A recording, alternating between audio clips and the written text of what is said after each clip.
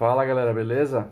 Bom, antes de mais nada, compartilhe, curta o vídeo e se inscreva no canal, receba as próximas informações também.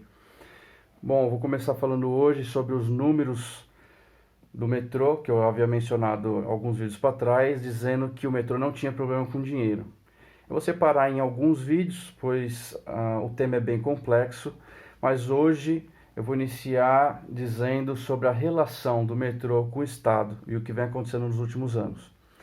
Então, o que acontece em relação ao metrô de São Paulo, o metrô estatal e as linhas privadas com o Estado?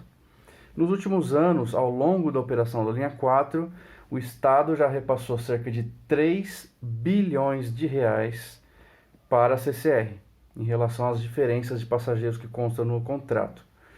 Além disso, nesses últimos meses aí, foi fechado um acordo para pagamento de uma multa absurda que ainda estava sob arbitragem, não foi encerrada a arbitragem, mas resolveram fazer um acordo.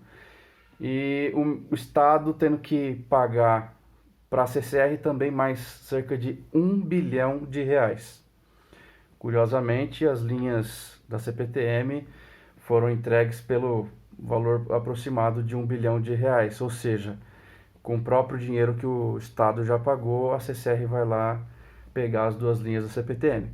Mas enfim, além desses valores, o ano passado o governo do Estado fez um incentivo fiscal para a linha 6, que está a concessionária assumindo o andamento da linha 6, um incentivo no valor de cerca de 1 bilhão de reais também. Ou seja, para a iniciativa privada já foram cerca de 5 bilhões de reais, seja para a CCR ou para outra empresa que está assumindo a linha 6. E para o metrô estatal, na verdade, o que fica são os aportes já previstos dentro do capital social da empresa. O que significa? O metrô tem um capital social aproximadamente de 40 bilhões de reais, sendo que parte do valor vem sendo integralizado pelo Estado, que é o acionista majoritário. Então, no último ano, por exemplo, foi repassado do Estado para o metrô cerca de 1,7 bilhões, sendo 580 e poucos milhões referente aos trens da linha 5, que entraram como bens do metrô. E 1,1 ou 2 bilhões de reais em moeda para o metrô, como parte da integralização do que já estava aprovado como capital social da empresa. Então, na prática, não houve um aporte de dinheiro público para o metrô. Simplesmente o que foi feito é o que já estava previsto dentro da condição de valor da empresa, de investimento, o Estado repassou o valor que precisava repassar. Foi isso. Então, o que está acontecendo? A gente está vendo o metrô falando de falta de dinheiro, que teve prejuízo e tudo mais, e a gente não analisa o que vem sendo gasto para dizer que eles estão falando que está faltando dinheiro. Né? Para onde vai esse dinheiro? Qual que é a prioridade que se dá para esses recursos? Essa é a grande questão. A questão não é a falta de dinheiro, a questão é para onde vai esse dinheiro. Como eu falei, do Estado para a iniciativa privada foram 5 bilhões de reais. Para o metrô não está indo nada. Esse valor de integralização já era previsto dentro do capital social da empresa. Né? Então, a gente tem que analisar justamente isso. A condição de ter o dinheiro, mas priorizar o setor privado e não o setor estatal. Só para ter uma ideia da situação, a Assembleia Extraordinária, né, do Conselho Administrativo do metrô aprovou, salvo engano, em 2018, o aumento do capital social para 52 bilhões de reais do metrô.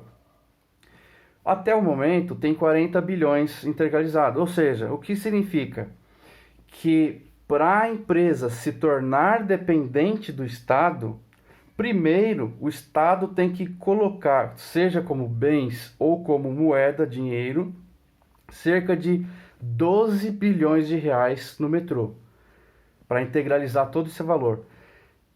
Passado esse valor, passado esse limite, se ainda precisar de aporte do Estado, aí sim se torna uma empresa dependente. Mas para se precisar de 12 bilhões de reais, é muita coisa. Tanto que no relatório integrado do metrô, eles colocam que há a previsão de recuperar demanda esse ano e, de certa forma, ao recuperar a demanda, você tem a receita aumentada também. Então, muito provavelmente, começa-se a normalizar a questão financeira em questão de pandemia, né? Aí coloca-se lá também no relatório integrado que se nesse período não normalizar, continuar por um longo tempo a situação da pandemia, então sim é necessário solicitar recurso para o Estado, ou seja, eles não descartam essa possibilidade. Então, se continuar por muito tempo, solicitar recurso para o Estado e havendo a possibilidade, dependendo do valor, de se tornar dependente. Mas como eu falei, para isso o Estado precisa integralizar cerca de 12 bilhões de reais antes de se tornar dependente. Então, como eu falei anteriormente, o problema não é dinheiro. Tá extenso já o vídeo, eu vou deixar por aqui primeiro essa parte em relação ao Estado, o metrô e ao setor privado, e nos próximos vídeos eu vou falar sobre a questão de gestão, dinheiro que tem e para onde deve ir, e também sobre a questão dos gastos com terceirização. Provavelmente farei mais uns 2 ou 3 vídeos para tentar evitar que se torne longo como esse primeiro aqui. Falou, abraço.